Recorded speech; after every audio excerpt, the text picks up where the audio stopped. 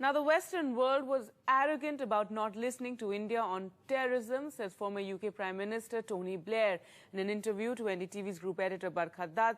Speaking on the war on terror and how it's become a global threat, Blair admits the West should have listened to India's warnings more.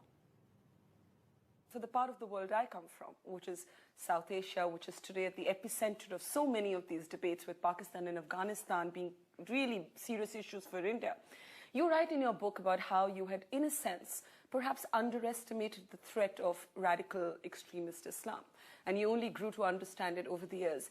Do you think that there was this one turning point that made you understand it, or do you think that happened to you only after you stepped down, in a sense, from office? Well, it's a good question. I mean, I think it's been a process over time, but I also think, you know, something I used to say towards the end of my premiership was we should have listened to India more.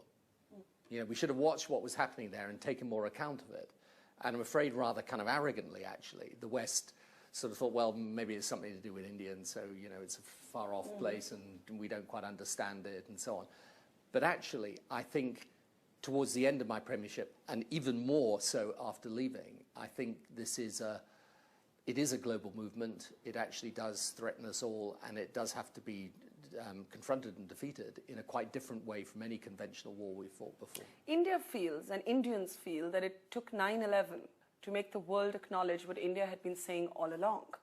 And to that extent, India also believes, and this is irrespective of which government is in power, that the world has not responded firmly enough to Pakistan. Now, you make a reference in your book to your meeting with General Musharraf, to terror groups operating out of Pakistan, but you do draw a distinction between terror emanating from Pakistan and the entire Pakistan establishment being complicit in that.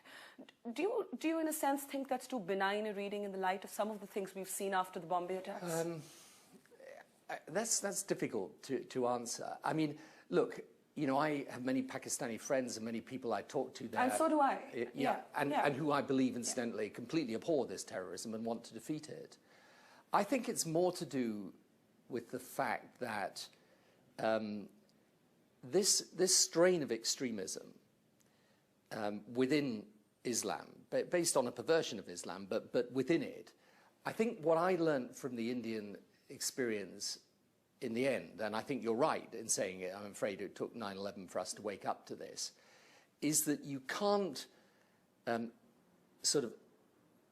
hide away from the fact that this is actually an element within Islam. It may be based on a perversion of it, but it's there.